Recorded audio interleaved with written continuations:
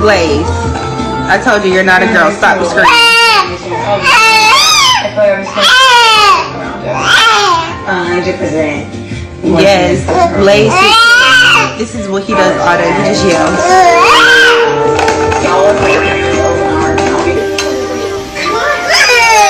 Touch it again.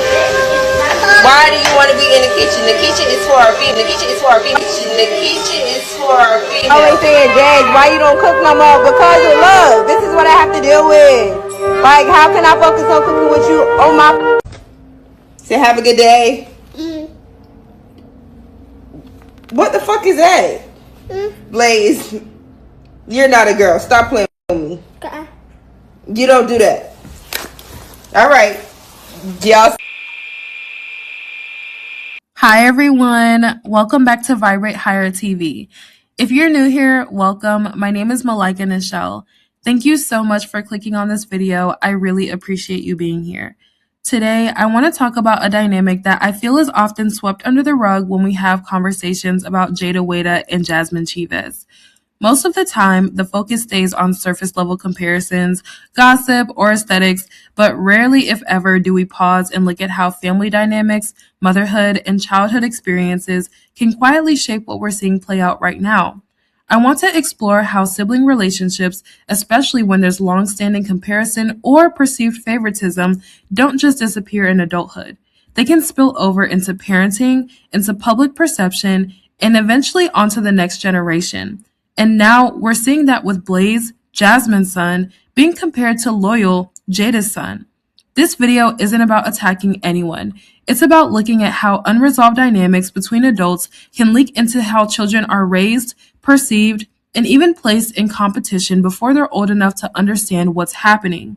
I think this is a conversation worth having because it speaks to something much bigger than just internet discourse. No, I'm actually diagnosed bipolar on paperwork.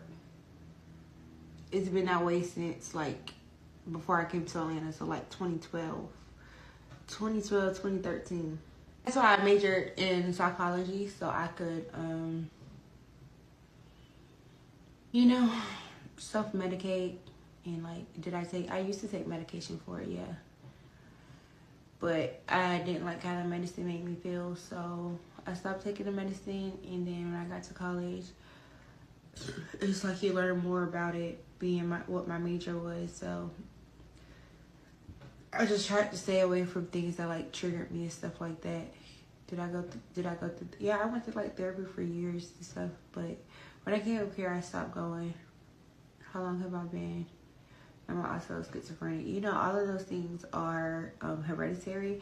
And my grandma on my daddy's side, she was schizophrenic, bipolar, suffered from depression real bad. Like, she recently passed away like 2 years ago. So it runs in the bloodline. But me personally, I feel like I'm just not for that medicine type of vibes. Did I finish school? Yes, I have my degree. It's hanging right here.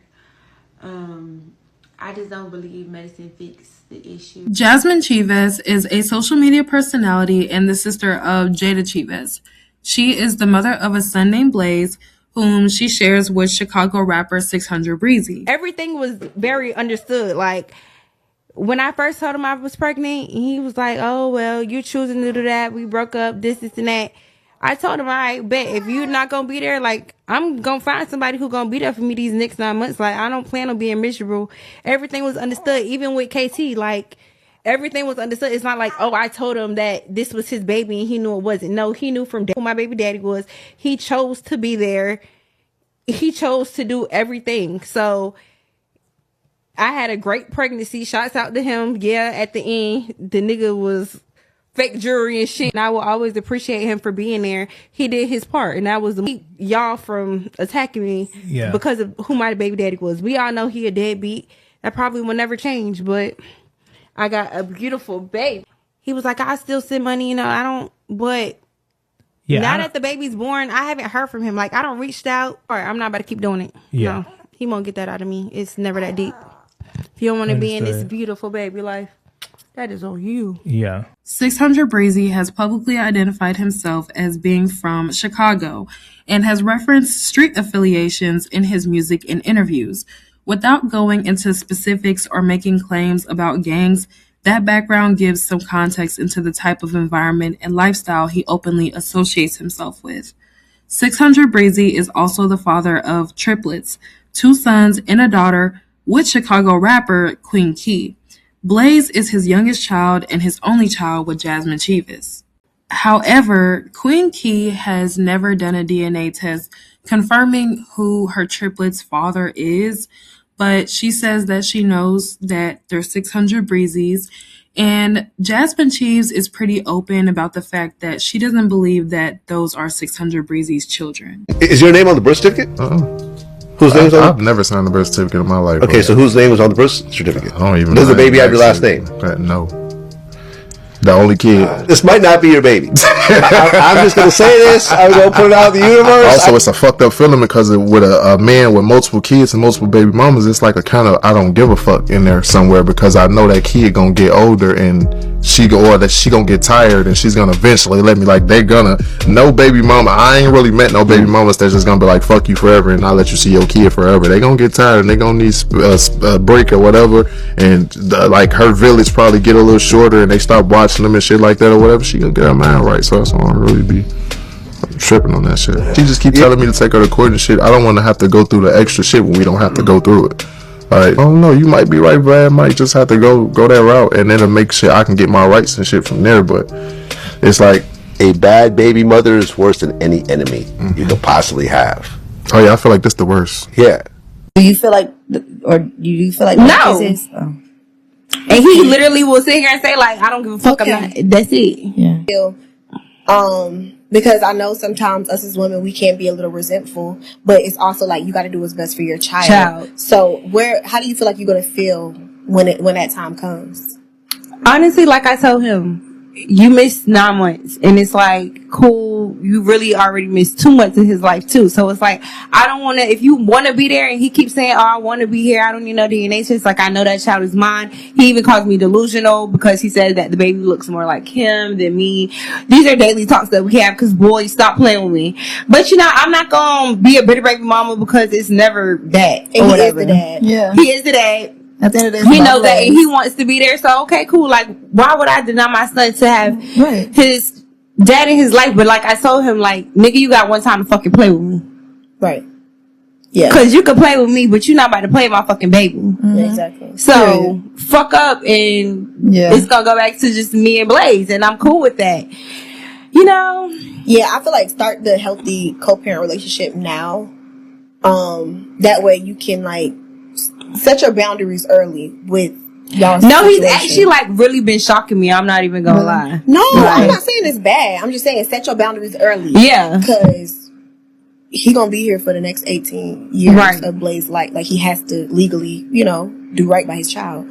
He should forever, but, legally. Yeah. But, and then it's like, I made a like a little thing, when we was actually in a relationship, and it was like, people still get mad at me to this day about what I said, but to this day I still stand on it. Like, what did you say? I was like, he take care of his real kids.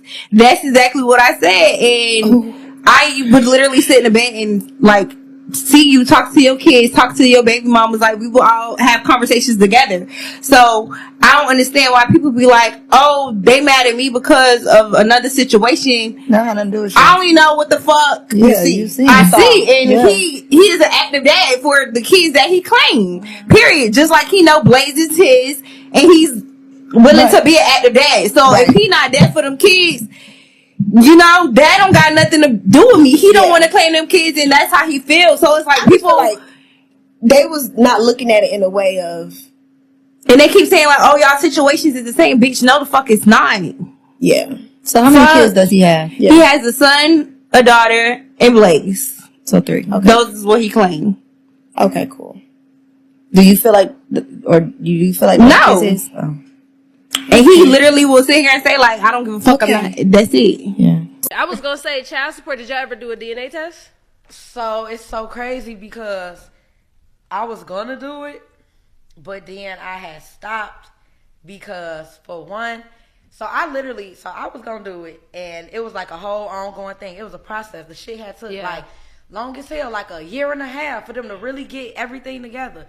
And then literally, like when it came to the last step, I had like fasted to see what I should do. Or what encouraged the fast, I had because I had just crashed my fucking car. Damn. And I had an Uber driver. And the lady was like a motherfucking angel or something. We were just up in there talking about all kind of shit.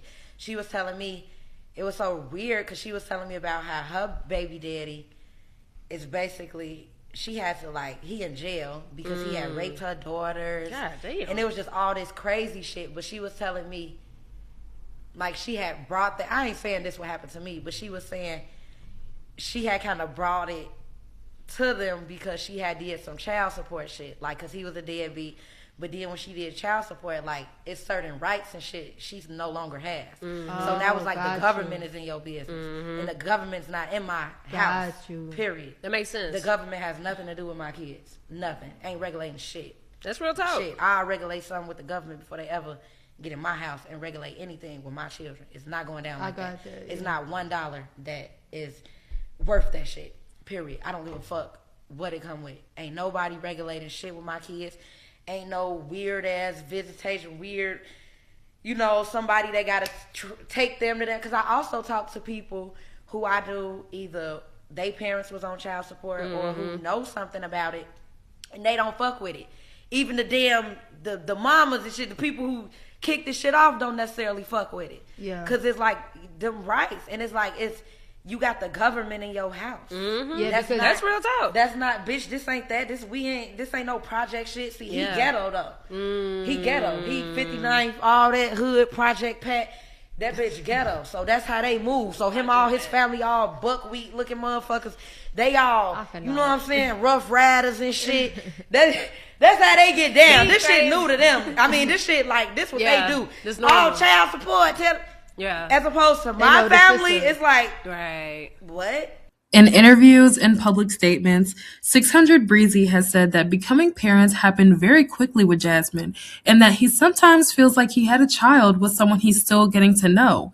He has explained that while he is actively showing up as a father to Blaze, he and Jasmine were not deeply established as partners beforehand, and much of their dynamic has unfolded in real time through co-parenting. That context becomes important when discussing parenting styles, public perception, and the pressure placed on children, especially when masculinity, reputation, and image are heavily scrutinized online. Jayda Cheaves, also known as Jayda, is a social media influencer and entrepreneur who built her platform through beauty, lifestyle content, and multiple successful online businesses. Over the years, she has been regarded as one of the more business-oriented influencers to come out of the Instagram era fame. Jayda shares a son named Loyal with Atlanta rapper Lil Baby. Loyal will turn 7 years old on February 18th, 2026, making him an Aquarius just like me. Throughout the years, Loyal has unfortunately been the subject of online discussion among adults on social media, with people speculating about his sexuality, commenting on his mannerisms, his voice, and labeling him as feminine, despite him being a child. How do you feel about narratives on either your parenting or on your children on the internet? What I will say is, like, I'm from a different cloth, so like certain shit I don't even play about. Right. You know what I'm saying? Like, there's nobody gonna make a comment that they make on the internet around me, never. Right. You know what I'm saying? Like, so it's like certain shit, like, hey, yeah, a lot of shit bothers me when I see certain shit, but I had them personal talks with my kids, though. You know what I'm saying? Like, I explained certain shit to my sons, you know what I'm saying? Both of them, you know what I'm saying? Right. Cause I could be recording them all day and putting them on the internet like they ain't really what it's for. You know what I'm saying? Like, I ain't really, if it was up to me, like, I'll go without having my children on the internet, period. Of course, same. You know what I'm saying? Those conversations have persisted publicly, often without regard for boundaries, development, or the reality that children express themselves in many ways that have nothing to do with sexuality. This ongoing scrutiny has placed Loyal under a microscope from a very young age, turning normal childhood behavior into internet discourse.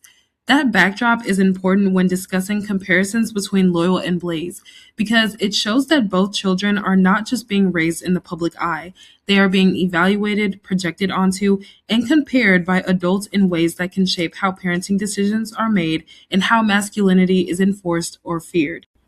And this is where the sibling rivalry conversation shifts into something much deeper: masculinity and homophobia. Jayda has caught a lot of heat over the years because adults online decided to project sexuality onto her son. People have taken normal childhood interests, fashion, self-expression, curiosity, and tried to label Loyal as gay, which I strongly disagree with. Calling a child gay is not progressive, it's completely inappropriate. Sexual orientation refers to attraction, and children are not sexual beings.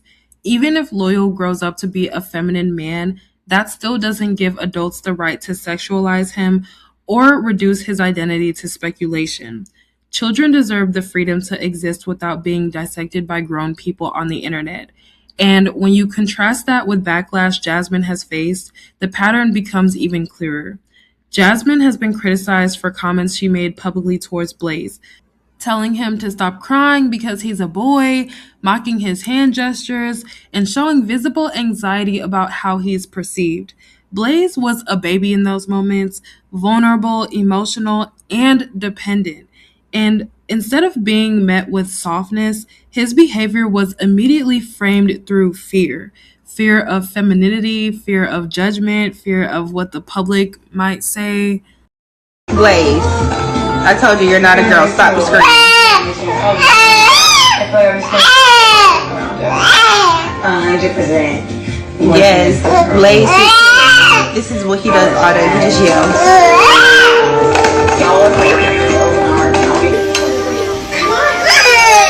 Touch it again. Why do you want to be in the kitchen? The kitchen is for our female. The kitchen is for our female. The kitchen is for our female. Always saying, Dad, why you don't cook no more? Because of love. This is what I have to deal with. Like, how can I focus on cooking with you on my... I should have to pay bills and spend it if I'm living with a man. Stop!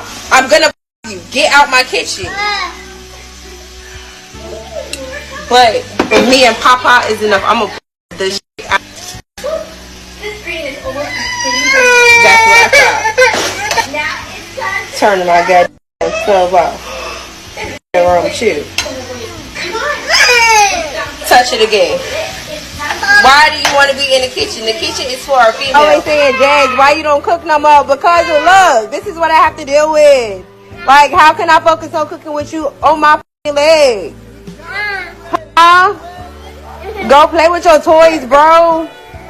No. I've been holding you all day, bro. Let me cook. Don't you want to eat? No, I have to walk around the kitchen like this. Like, what the f***? How the f*** is somebody supposed to cook like this? Wait. Go sit down, bro. Take your hand out the goddamn trash can, Papa. Move it. I cook, I be like in my kitchen to be like an escape, like a peaceful thing for me to do. Oh my God, cooking with a baby who is not fun. It's not a vibe. You cannot vibe. The food might even be nasty tonight the way this baby is fucking with me. I'm not gonna hold you. I'm ready to say fuck this shit and order Uber Eats on my mama. I'm gonna leave you at the doctor, bro. Goodbye. They can come pick you up because I'm done.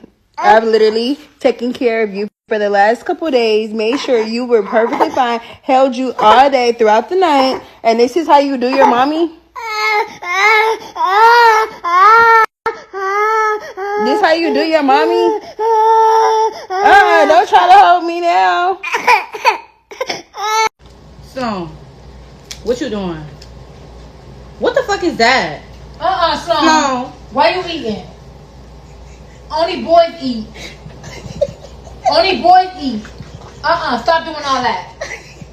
Cause you see me about mine, I'ma correct it early. Who taught you that? Who taught you to hold the cracker like that?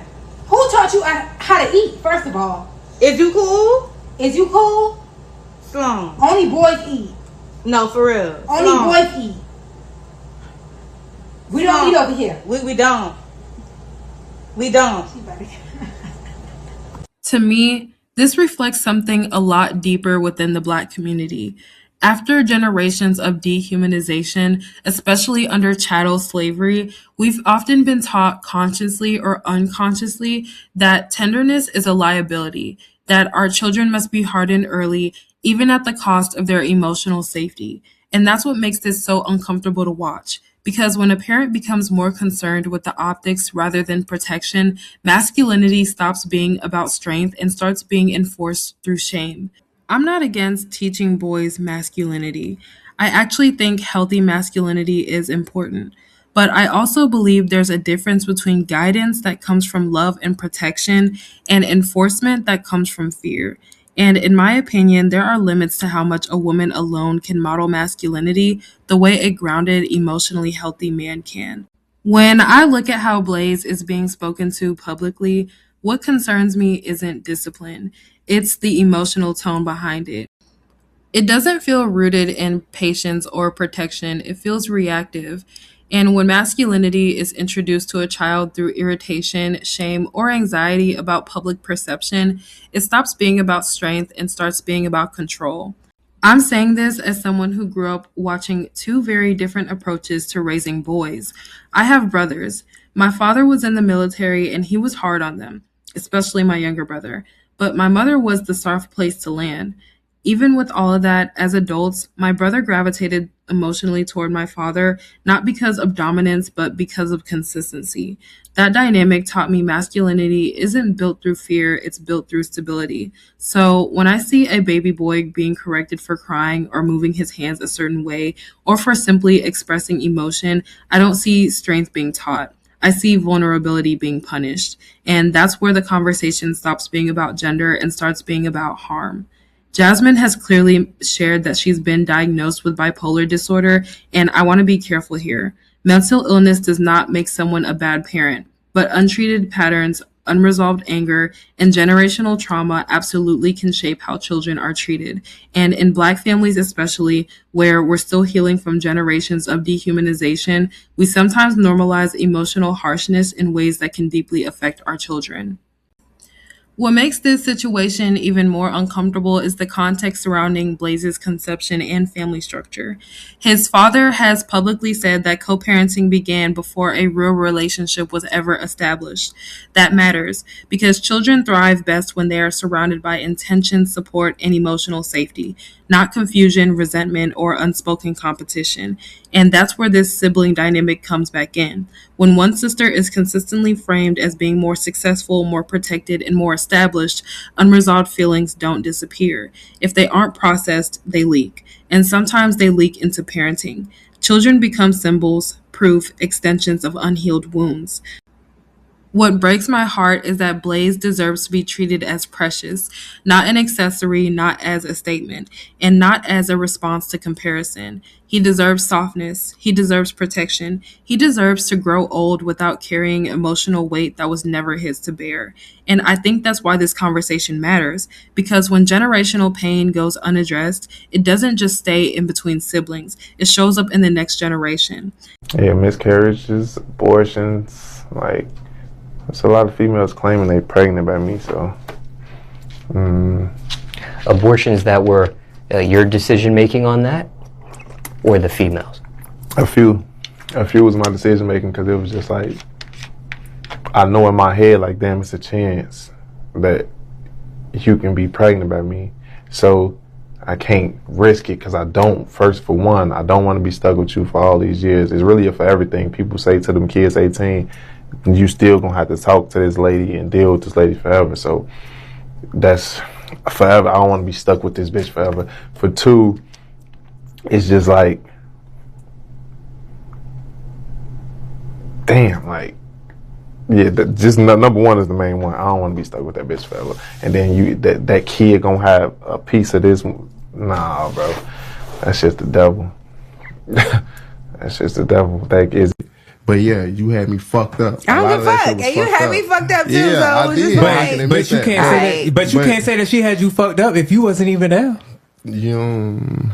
But you saying that she still can't do that? You don't know. equation. That nigga, he lasted for what? 2 seconds, buying her moissanite jewelry, all type of lame, goofy ass shit. Getting on the internet trying to go up off her. He got songs about her sister. You fucking with this nigga. Get this clown ass. Like, yeah, I see. Come on. He's a fan. On Biddy, she went and got a fan. He's a fan. He's a shit. And then he, like, come on, you letting this nigga play with you and our baby. Like, I get where I was, you feel me? I was in the wrong. Don't worry, but he in the situation playing, like, acting like he gon', oh yeah, this and that. And then what happened to the nigga?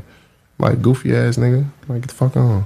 I get that. So, seeing it, like, from the time that you seen it and then up until the time that y'all, like, I was about that. That's why I was really like, I think that's the last message that I ever seen from her was like, she sent me, I think I don't know what that was. That first, was it like the gender reveal or whatever? It was something like that. So this man told you to your face that he hates you, he don't love you, and he don't want you, and you still was begging him to stay. That's not making no sense to me. Not only that, you pay him $6,800, and he still don't want to stay with you.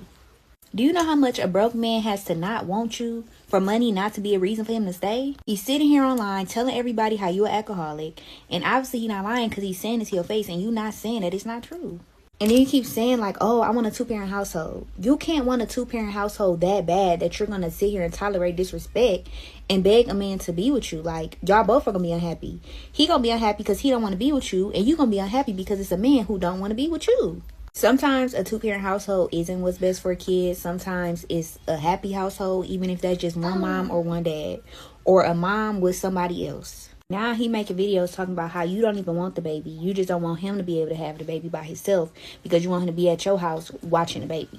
He also sitting up here saying how you was putting your hands on him. Like, it's just not looking good. Like, just leave that man alone. Like, it shouldn't even have to hit the internet. You should just left him alone and let him go on about his business. But one thing about these baby daddies, they gonna get online and bash you and talk about how you not letting them see the kid instead of just going down to the courthouse and trying to get visitation. Or in this case, full custody if she's such a bad mom and she don't want the kid and she an alcoholic.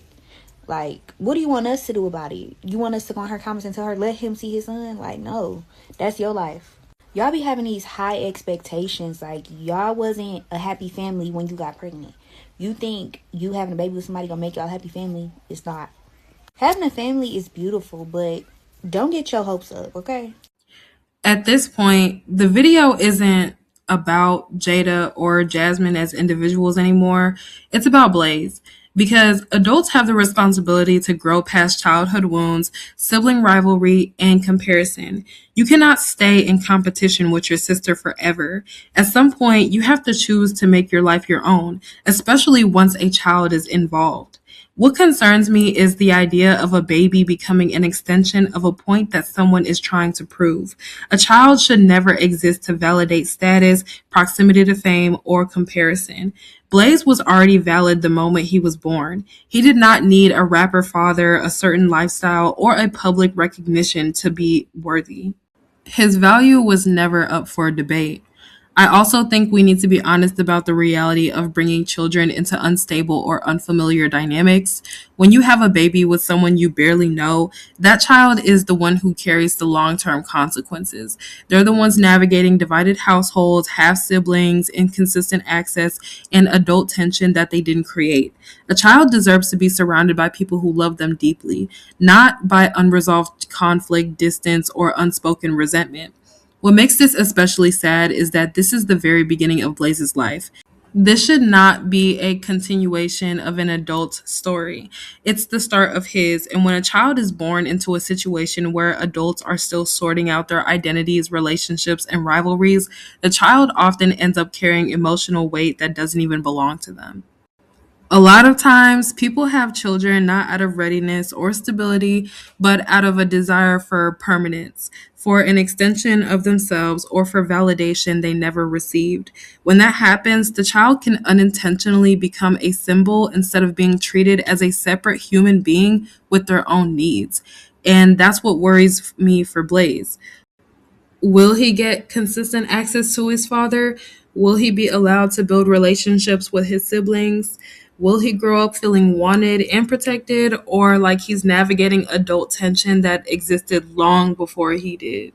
Yes, Blaze could never come to my house again until he is walking and talking. First off, that's because she didn't follow the schedule. He can come to my house, but he cannot spend the night with me. But he's so cute. I just be like wanting to do it again so bad. But first off, he sleeps through the night now. He kicks through the night? No, he sleeps till 6 a.m. Jayda, first off, I gave you a schedule. You didn't want to follow the schedule. You didn't want to follow the instructions. What's the schedule? So that's why he was up. And then, her and G just want to hold the baby 24/7. Of course, he's going to show his ass with you guys. Because he go to mama house, Cheaves L house. We don't have these problems. No, the nigga just was waking up staring at me. And I'm like, bro, what's the schedule to sleep? He takes his bath at 10. So then he's going to stay up for a little bit. He'll probably go to sleep like 11:45. Sleeps literally till 6 a.m.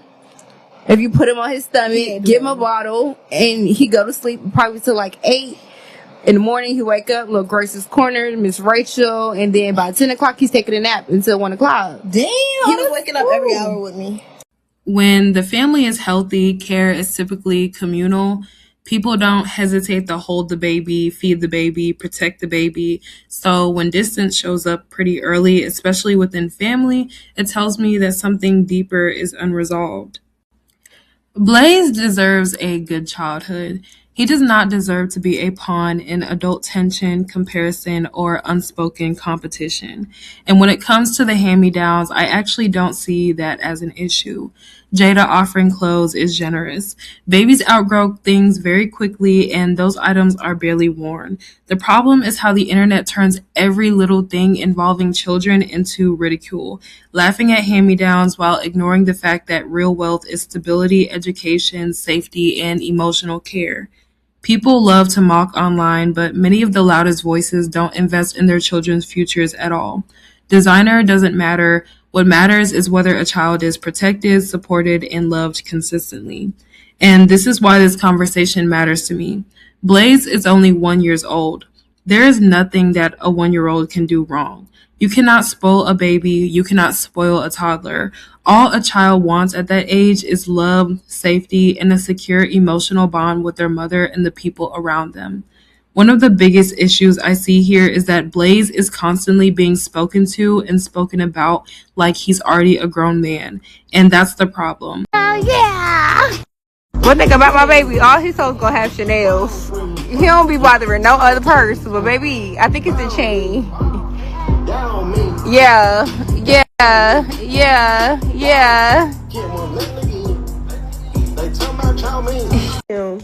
Blaze is a grown man. I know when he's finally gonna start getting beaten, I'm gonna have to do a thing because nothing phases Blaze. This nothing he like you to push your back into it, even for him to go to sleep or anything. So this do not hurt that baby at all. He be showing no emotion. A lot of these so-called boy moms don't realize they're raising their sons in the image of the men they want to be with, instead of raising them as children who need nurture first. The men you admire didn't come out of the womb fully formed. He was once a baby who needed softness, reassurance, and care. And very often, the men people later describe as cold, toxic, or emotionally unavailable are the same men who were never allowed to be tender as children. When you joke about a toddler having hoes, when you dress him and speak to him as if he's already performing masculinity when everything is about image instead of development, that's not harmless. That's adult projection. A child is not a mini adult. Their brain isn't developed. They don't have context for sexuality, status, or gender performance unless it's taught to them. Children learn by what they're surrounded by. And this is where the double standard shows up. We're quick to police little girls for being too grown, but we rarely challenge it when little boys are pushed into adult masculinity far too early. Chains, language, jokes about women, that's not a real childhood. Childhood is colors, songs, safety, curiosity, and emotional freedom. I think it's especially important to say this in the Black community because historically our children, especially our boys, have rarely been allowed to be just babies. Vulnerability is often treated like a weakness instead of a developmental necessity. But babies don't need to be hardened. They need to be protected. They need consistency. They need love that isn't conditional on performance. That's why this is so upsetting to me. Not because of aesthetics, not because of social media, but because a 1-year-old deserves to be centered as a child, not as a symbol, not as content, and not as proof of anything. There's also something bigger we need to talk about, and it's uncomfortable, but it's real. There is a literal market on social media for dysfunctional Black motherhood. We've turned struggling Black mothers into literal content, into jokes, into viral moments. And names like Krishan Rock, Grip Baby, Jasmine Cheaves, E. Kane, and plenty of others have been consumed for entertainment instead of being taken seriously as warning signs. For years, we've laughed at dysfunction. We've normalized chaos. We've turned untreated mental illness, unstable relationships, and unsafe parenting environments into memes. And every time someone tries to slow the conversation down and say, wait, this is actually serious, the response is always the same. I was raised like this and I turned out fine. But did you? Or did you just have to survive? Because survival is not the same as being healthy. And knock down your order meat. So what you gonna do about it? Blaze. And you going back? You going back? Huh? You going back? No! Blaze, bite. You just what you did to my tree? Hey, what you did to my tree? What you did to my tree? Don't mess with my tree. Okay? Blaze, look at me. Blaze, look at me. I don't care if you got an attitude and look at me. I don't care. Leave my tree alone. He don't even care. Blaze, I don't care. You won't even look at me as a big ass head. I don't care. Oh! Come here, Bubble. Oh, and you keep running into that lady tree. You think it's funny?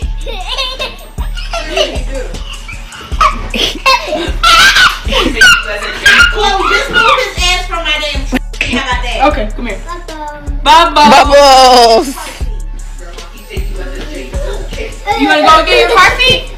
With the bubbles? Come on, let's get in the car seat with the bubbles. A lot of people don't want to interrogate this because it forces them to confront the fact that what they experienced was not normal. It was survival mode. Many of us were raised by parents who were dysregulated, unsupported, traumatized, and operating without a plan. That doesn't make them evil, but it does mean harm was passed down. And instead of breaking that cycle, social media has turned it into entertainment. There's a reason some people get deeply triggered when they encounter families where children were protected, supported, and planned for. When you see young adults who weren't rushed out of their homes at 18, who had parents investing in their education, their health, their emotional well-being, that can feel foreign if you grew up with chaos, but that doesn't make those families weak. It means someone chose intervention over survival. And that's where we need to be honest. Having children is not an obligation. It is a responsibility. If you cannot provide safety, stability, emotional regulation, and a future-oriented plan, then the conversation shouldn't be everyone struggles. It should be, is this fair to my child? What's especially dangerous is how desensitized we've become. Neglect gets minimized, harm gets reframed as humor, and children pay the ultimate price. When we laugh at kids being mishandled, ignored, exposed, or put in unsafe situations, we teach ourselves not to see them as fully human. That is not culture, that is trauma repeating itself. And yes, the history matters. Black children were never afforded innocence under chattel slavery. Our children were never given good childhoods. They were given jobs at the ages of like 2-3 years old. They were caretakers, laborers, property, and vulnerability was punished. It wasn't protected. But understanding where that comes from does not mean we get to excuse it now, especially when we have way more information, more resources, and more visibility than we've ever had before. What scares me is how easily people dismiss this until tragedy happens, until it's too late, until a child is harmed, lost, or broken in ways that cannot be undone. And then suddenly everyone wants to be reflective, everyone wants to be serious. But children deserve seriousness before damage occurs, not after. At the end of the day, this isn't about shaming parents. It's about refusing to normalize harm. It's about saying Black children deserve safety, softness, medical care, emotional attunement, and futures that are intentionally built, not improvised in survival mode. And if that makes people uncomfortable, that discomfort is part of the work. I want to end this video by saying something really simple. Money is not everything. Even when people are financially better off than most of us watching these videos, that alone doesn't mean that they're winning at life at all. If you're poor in spirit, poor in love, poor in character, no amount of money will ever make you feel whole. What really matters is what's in your heart, how you treat people, and how you protect the most vulnerable, especially children. Because wealth without love doesn't build anything meaningful, and it doesn't create peace. That's all I really wanted to say. I'd love to hear what you all think in the comments, whether you agree with me or not. This channel is about conversation and perspective. Not everyone thinks the same way. Just keep it respectful. And I genuinely want to thank all of you for being here. The comments, the discussions, the different viewpoints. It's starting to feel like a real community, and I appreciate that more than you guys even know. Thank you for watching. Thank you for engaging, and I'll see you in my next video. Bye. Some may agree with this and some may not, but as a gay male myself, I don't think Jasmine was wrong. One, y'all literally tore Loyal and Jayda down for years, calling Loyal gay. She probably watched her sister be distraught and sad about how y'all talked about her son, and she don't want her child to go through that. So I don't think she was wrong. She just shouldn't have put it online. Is Jasmine Cheaves a terrible mother? Yes. Is she homophobic? Absolutely. But that's not what I'm here to say. Now, I have a more controversial take on this. And my take is, you can't change what's already probably there. I'm not saying anything about that boy, because I don't talk about kids and what they have going on and whatever. But what I will say is, as a parent, you cannot change what's already there, or what's predestined to happen anyway. Now, that little boy may turn out anyway. He could like anything. That does not matter to me. My point is that you cannot cuss, you cannot yell, you cannot scream, anything out of someone that is inside of them. It doesn't matter what she does. If something is already there, it's already there. She may as well let the cards fall where they may and just love her son. Love your child until they come out and tell you something. And after that, love them anyway. But trying to change this boy, trying to scold this boy, bitch, it doesn't matter. It'll never matter. This may upset some people. It's okay. My goal is to never make you feel unsafe. If you feel uncomfortable, that's something we can navigate. Miss Cheaves and her son, and correcting a child who does not have the ability to complete full sentences on activities and behaviors that she perceives will activate his homosexuality. First of all, if you think the possibility is there, that in itself is wild business. But this is the same lady who was telling her son that he couldn't cry because that was feminine.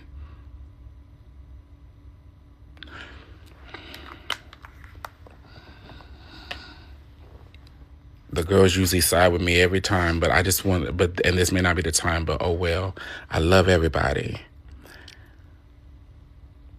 But women have to stop having children with men that they know are terrible men. And then when you get a son through that interaction, trying to turn him into the man you wish his daddy would have been.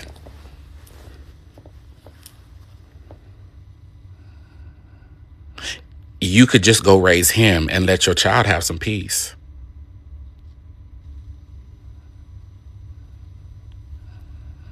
If you're trying to right set a situation. As a former sex educator, as someone who understands the experience of parents Now the folks who are just like, I don't want my child to be gay and all that other shit, I don't understand that experience, because you'll let your child be a Crip tomorrow. But for the parent who's like, I don't understand, I'm afraid, I have fear, I didn't plan for this. All of that, I completely understand that. And people's fears and concerns causes them to behave in a way that may be counterintuitive to the caring, supportive parent that they truly desire to be. Sometimes they think by engaging in that behavior, they are showing their care and support. Intention versus impact, right? I've had to sit in the clinic with parents and kids many times and discuss this. You can't even have a conversation with your baby at his age. You haven't even given him a chance to decide his favorite color, and you decided it could be the rainbow. Ho, is you cool?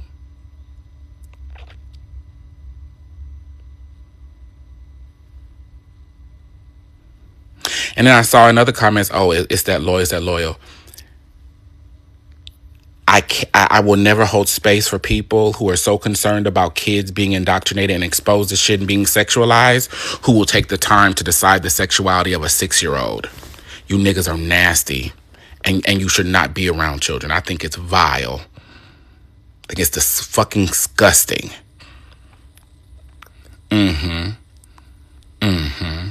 But y'all also are the same niggas who will buy a stripper for your son for his 10th birthday and let that 40-year-old woman rape him and say that he lost his virginity. No, he was molested. So that's my thought, is that she's trying to raise her son into the man that she wishes the father would have been. And that's a lost cause. So how about you just give your child a safe space to be who they are? Make sure that your child is kind and respectful and caring and loving and has integrity. Make sure your child can read. Obsessed and opinionated about something that do not make their world spin. It made me realize, like, why are people like this? And I try to really understand and sympathize with them. And then I just realized, like, that's why God put people like that on earth, to remind me of what I never want to fucking become. That's like the most loserous mentality to have, to sit and worry about somebody that much. A 6-year-old at that. I can't even fathom. Like, when it comes to kids, I don't even like have a mental capacity to even care unless someone is in danger or something like that. But like, other than that, I don't give a fuck what a child is wearing, how their hair look. As long as they look clean and they are smart, that is all that concerns, and not in danger, that is all that concerns me. Everything else is just like, you're being a little weird. Are you okay? Is everything okay at home? Was everything okay when you were a child at home? Obviously not. Y'all are fucking weird.